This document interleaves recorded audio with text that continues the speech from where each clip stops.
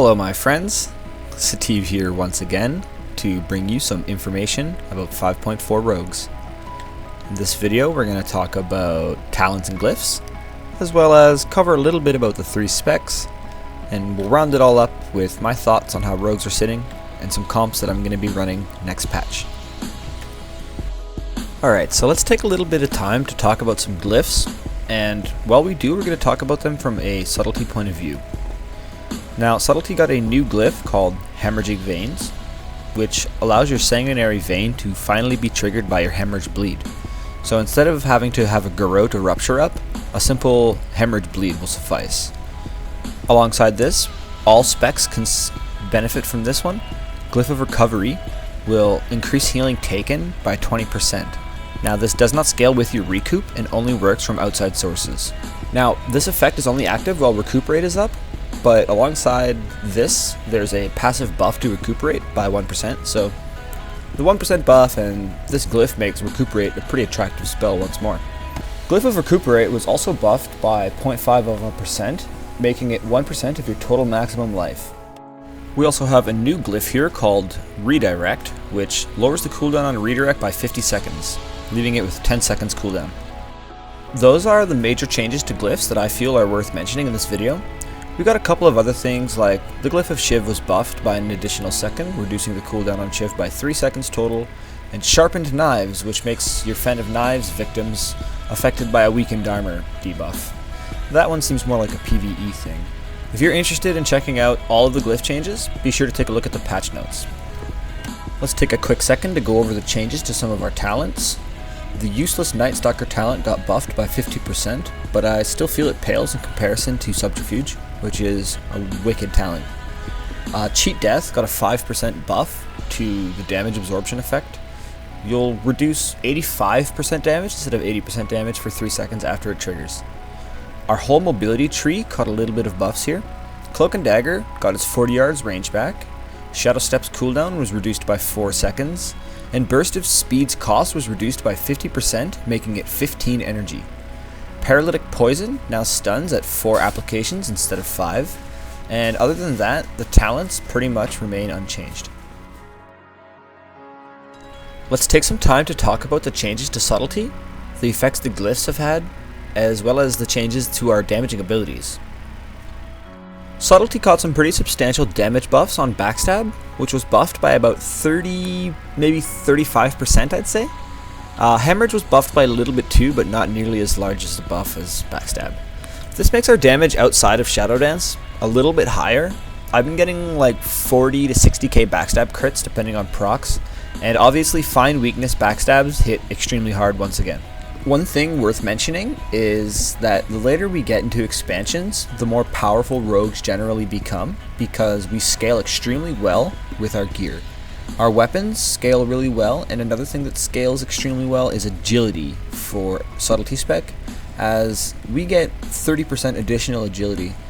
As you can see here, I have 23,000 agi. Now if I go Assassination, I only have 17,000. So that's a pretty substantial buff. I mean, I have 17,000 agi, or 18,000 agi currently on my rogue in 5.3, so we're looking at some pretty giant jumps in agility here for Subtlety. Now I have to say, it's not all beautiful news. Eviscerate was nerfed by 10%, but let's face it, Eviscerates were hitting extremely hard, and I'm still seeing 100k plus Eviscerates through the changes to our agility, and we're getting a little bit more mastery too, so you're barely even going to notice that 10% change. As for gems and reforges, I'm going to be rolling with the Agi 3% crit for sub. Reforging everything I can into mastery, crit secondary stats, so I mean, it's not much is changing in terms of gearing. Some people might want to go straight agility or agility crit.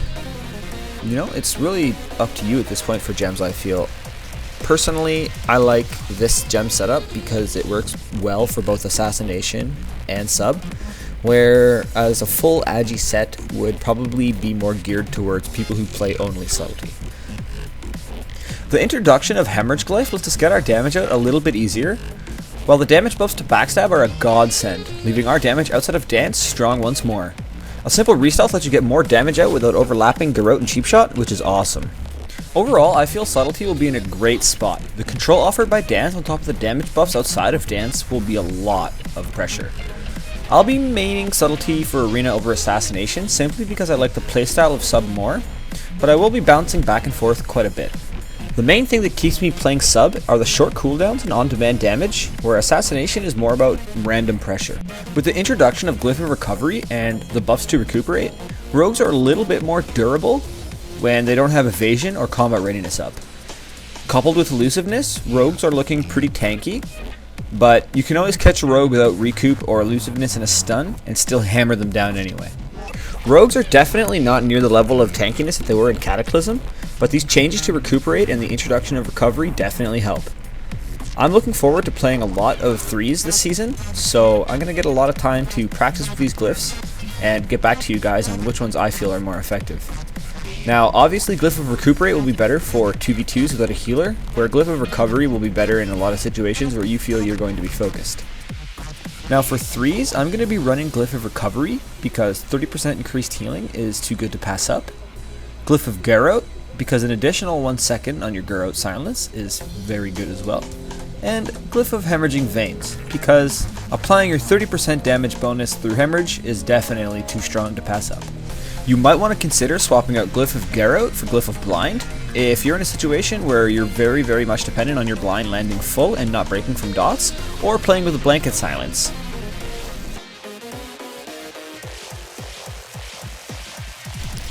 Next up, I'm going to talk a little bit about Assassination. Now, the primary damage dealer for Assassination caught a pretty substantial buff this patch.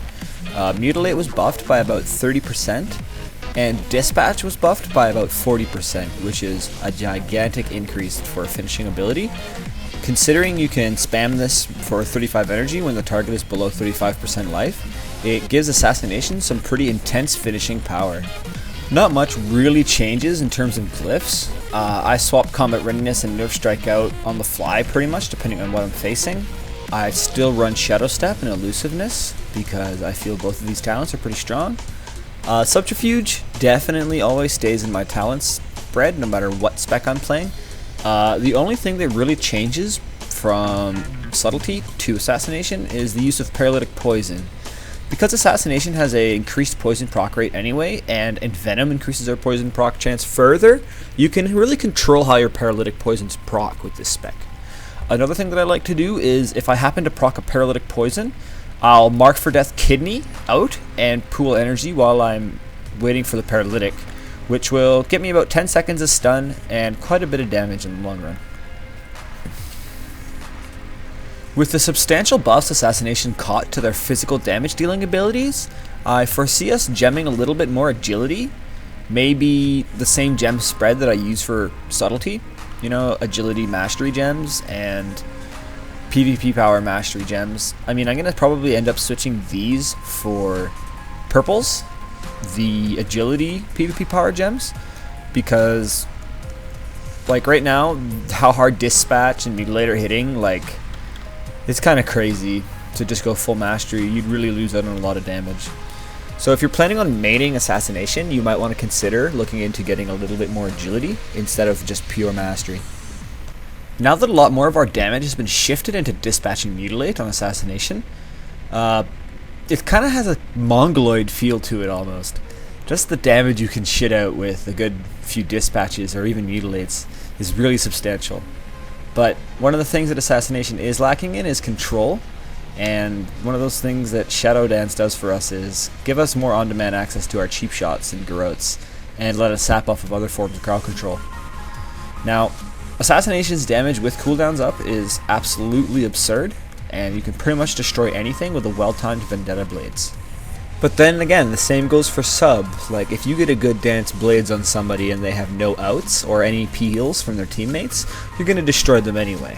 I don't necessarily feel that one spec is better than the other, but I definitely feel that each spec is better than the other at different things. Assassination is more about upfront damage and just really brute forcing your opponents down. It's less dependent on getting re-stealths and more dependent on Mutilate proccing Dispatches. You have to use your Vanish a little more carefully as Assassination than you do Sub, because with Sub you have access to dance every minute, which will let you go out and cheap shot a lot more often, whereas Assassination you have to really struggle to get your re-stealths if you want to silence, but at which point your pressure's almost off because you've spent 5 seconds dropping combat, so you need to be really careful with your vanish. As you guys just seen here, I sapped off a Fear, went on the Ret Paladin who had no CDs, popped a Vendetta and Blades, and absolutely obliterated him. Priest couldn't even make a corner before he dropped. If there's one thing I'd have to say about Assassination, it's that it absolutely shits damage. So in short, I'd say Assassination has longer cooldowns, but a little bit more damage than Sub. But Sub you can play differently. You can go in really hard with Dance and Marked for Death, get as many cooldowns out of your opponents as possible, and then play really defensively and turtle until your cooldowns are up, since yours are usually a lot shorter than theirs. I realized halfway through making this video that I have absolutely no combat footage. So I'm going to leave you guys with a little bit of information about combat that I've learned playing it so far this expansion.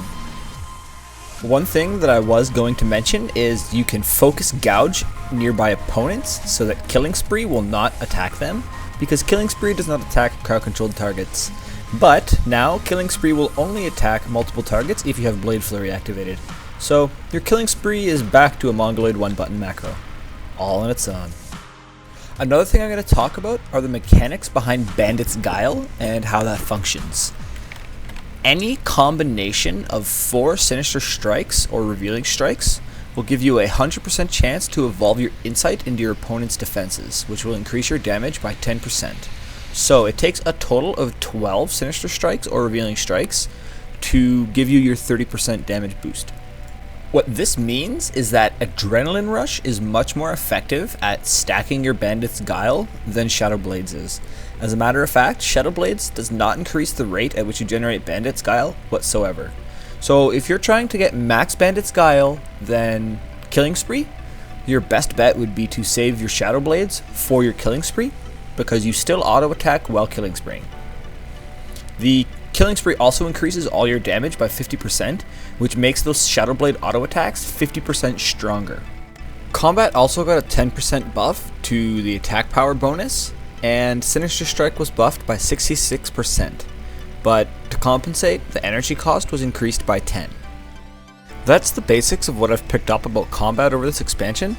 If there's anything I've missed, tips or tricks about combat that I've left out of this video, feel free to drop them in a comment below. I'm always interested in hearing what you guys have to say. So this video is getting pretty long now, so we're going to round things up with my general consensus about how I feel rogues are going to be performing this season, and I'll talk a little bit about a couple comps that I'm hoping to run with some of my friends. So, rogues got damage buffs outside of their cooldowns for all 3 specs. This will lead to us putting out more pressure. The buffs to our mobility are also something that will help us put out more pressure. Even though it's only 4 seconds, I felt Shadow Step being up way more often on PTR. We're currently more sturdy as well. The buff to recuperate and the reintroduction of quick recovery will help offset how hard we're being hit. We will have some versatility through the buffs to all 3 specs, and will be less offset by getting tunneled if playing combat and assassination, which are now much more viable. All in all, rogues are looking pretty solid. As for team comps, I'm looking forward to playing Roguelock Druid with Pink, as well as some RMP, again with Pink. My friends Zacho and Gandor spent a lot of time leveling characters this expansion, so they have many characters for me to play with. Things like Thug Cleave, Assassination with an Unholy DK, Combat Rogue Warrior, Ellie Shaman Rogue, all sorts of viable team comps for me to mess around with this season. I haven't put as much time into this PTR as I did with 5.2 PTR, but I'm a quick learner, so anything cool I figure out or any weird tips or tricks I come across for combat or assassination, I'll be sure to pitch your way. I've got some pretty good informationals regarding assassination and how you can play it, as well as some good stuff for sub kicking around the channel. But one thing you want to keep in mind for the sub content is that you can use hemorrhage as your bleed. I'm feeling pretty motivated with this patch, so I'm going to be updating a lot of my content on this channel, so keep your eyes open for updated arena guides once the 3's footage starts rolling in, and most importantly, updated sub and assassination guides, because a lot has changed regarding those 2 specs, so I've got some stuff in store. Another thing that I'd like to talk about is combat, but I really don't know a whole lot yet, and I have a lot of learning to do. Another thing that's holding me back is on Darkspear, I don't have a whole lot of gold for, you know, a spare Dancing Steel for this weapon, and then my replacement weapons for my entire set. So I'm gonna have to be really careful with how I spend my shit, you know what I'm saying? Well, that's everything in this video, guys. I really hope you enjoyed the information that you got from this video, and I really hope you found something useful and helpful, because that's really what I do, you know? I really take pride in helping you guys out and having a lot of fun while we do it. So, until next time, I'm Sativ. Stay sneaky.